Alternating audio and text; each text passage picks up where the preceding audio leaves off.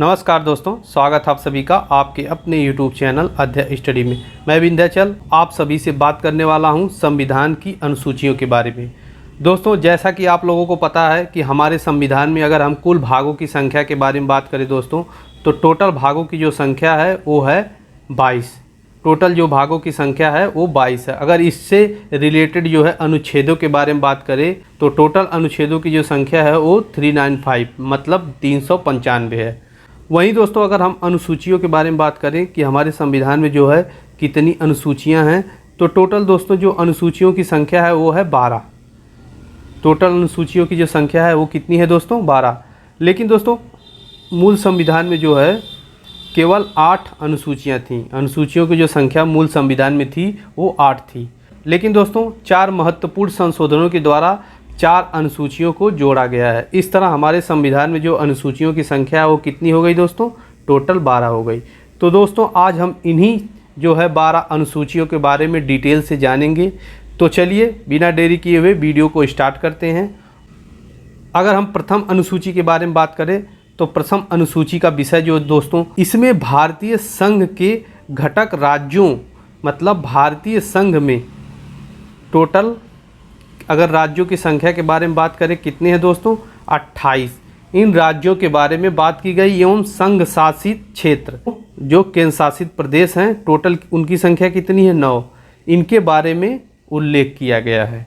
प्रथम अनुसूची में दोस्तों भारतीय संघ के घटक राज्य जो कि 28 हैं एवं संघ शासित प्रदेश जो 9 हैं के क्षेत्रों का उल्लेख है।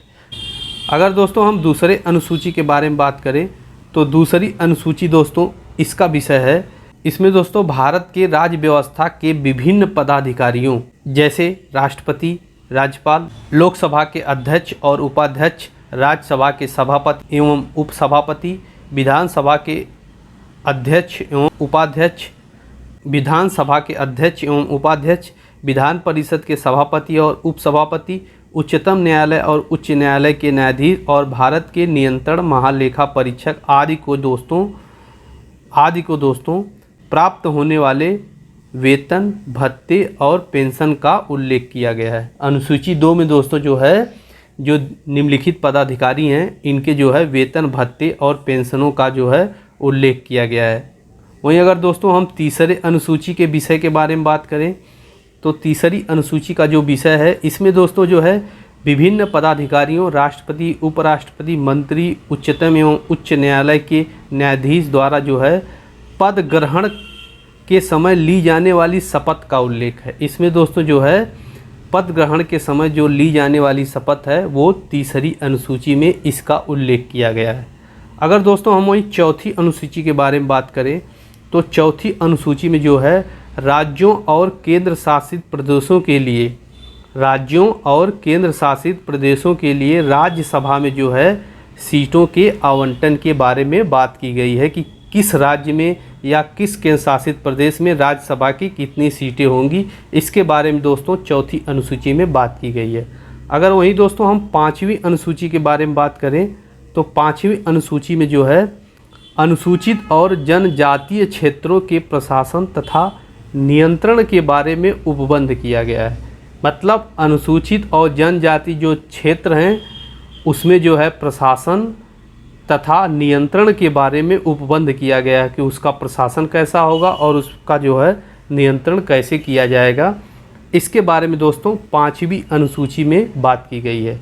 अगर दोस्तों हम वहीं 6वीं अनुसूची के बारे में बात करें तो 6वीं अनुसूची का जो विषय है वो है असम, मेघालय, त्रिपुरा और मिजोरम राज्यों में जनजातीय क्षेत्रों के प्रशासन के बारे में उपबंध।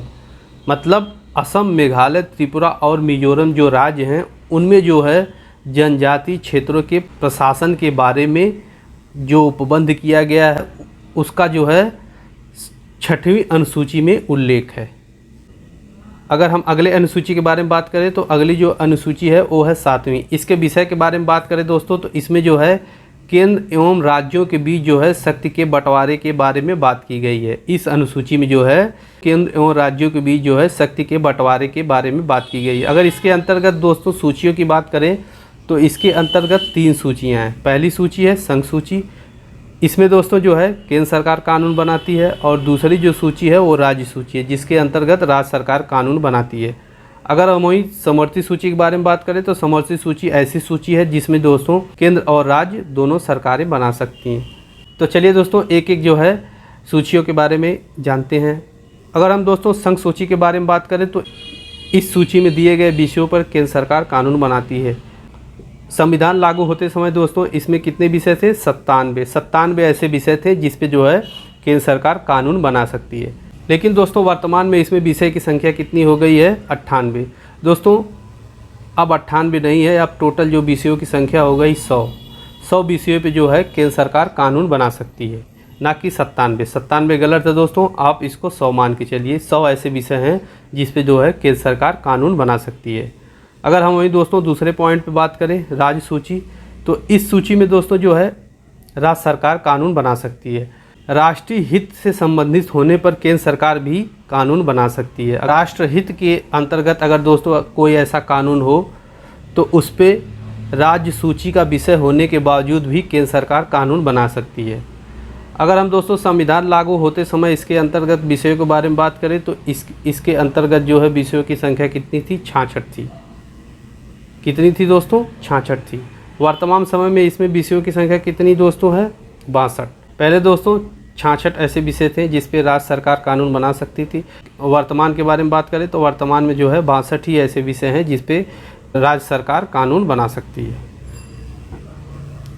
अगले पॉइंट पे बात करें दोस्तों तो अगले पॉइंट पर आती है समवर्ती सूची। इसके अंतर्गत दोस्तों केंद्र एवं राज्य जो है दोनों सरकारें कानून बना सकती हैं, परंतु कानून के विषय में समान होने पर, अगर कानून के विषय पे समान होने पर केंद्र सरकार के द्वारा बनाया गया कानून ही मान्य होगा। कहने का मतलब दोस्तों ये है कि अगर केंद्र सरकार और राज्य सरकार दोनों अगर कानून बनाती है तो मान्यता जो है केंद्र सरकार के बनाए गए कानून को दी जाएगी। इसमें कहने का मतलब यही है कि अगर दोनों सरकारें किसी कानून को बनाती हैं तो जो प्राथमिकता है, जो मान्यता है, वो केंद्र सरकार द्वारा बनाए गए कानून को दी जाएगी। राज्य सरकार द्वारा बनाया गया कानून केंद्र सरकार के कानून बनाने के साथ ही समाप्त हो जाएगा। मतलब जिस विषय पर दोस्तों राज्य सरकार कानून बनाई है, अगर उसी विषय पर केंद्र सरकार भी कानून बना देती है तो राज्य सरकार द्वारा जो बनाया गया कानून हो वो अपने आप ही समाप्त हो जाएगा और केंद्र सरकार द्वारा जो बनाया गया कानून है वही मान्य होगा। दोस्तों संविधान लागू होते समय जो है इसमें जो है 47 विषय थे। मतलब 47 विषय ऐसे थे जिस पर केंद्र और राज्य दोनों कानून बना सकते थे।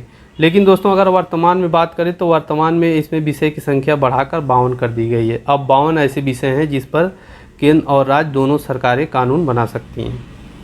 तो चलिए दोस्तों अगले अनुसूची के बारे में बात करते हैं। अगर वहीं हम अगले अनुसूची के बारे में बात करें तो इसका विषय है, इसके अंतर्गत भारत की 22 भाषाओं का उल्लेख किया गया है। मूल रूप से 8वीं अनुसूची में केवल 14 भाषाएं थीं, लेकिन 1967 ईस्वी में सिंधी और 1992 में कोंकणी, मणिपुर और नेपाली को 8वीं अनुसूची में शामिल किया गया। 2004 में मैथिली, संथाली, डोगरी एवं बोडो को 8वीं अनुसूची में शामिल किया गया। इस तरह दोस्तों कुल भाषाओं की जो संख्या हो गई वो हो गई 22। तो वर्तमान में जो है कुल भाषाओं की कितनी संख्या है? 22, जिसके जो 8वीं अनुसूची के अंतर्गत आती है।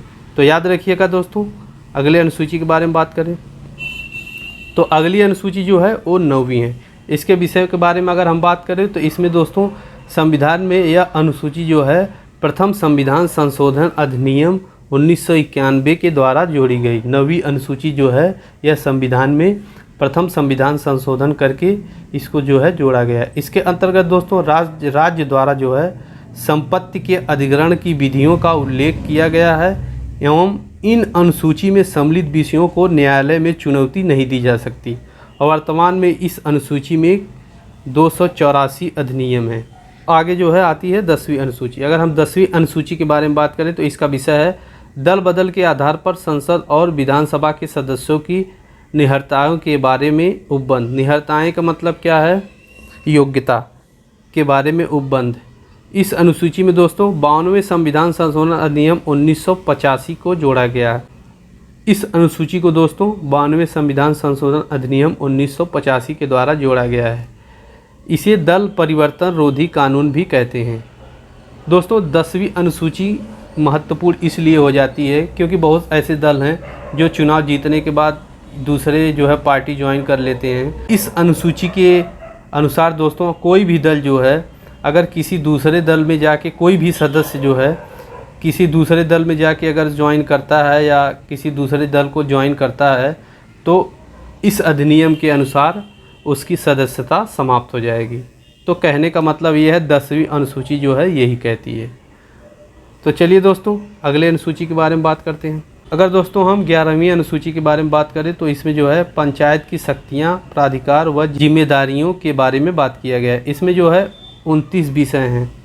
इस अनुसूची को 73वें संविधान संशोधन 1992 के द्वारा जोड़ा गया है। यह जो अनुसूची है उसे 73वें संविधान संशोधन अधिनियम 1992 के द्वारा जोड़ा गया है। अगर दोस्तों हम वही 12वीं अनुसूची के बारे में बात करें, 12वीं अनुसूची के बारे में, तो इसमें जो है नगर पालिकाओं की शक्तियाँ, प्राधिकार व जिम्मेदारियों की बात की गई। इसमें जो है 18 विषय हैं। इस अनुसूची को दोस्तों 74वें संविधान संशोधन अधिनियम 1992 के द्वारा जोड़ा गया है। 74वें जो है संविधान संशोधन करके इस अनुसूची को जोड़ा गया है।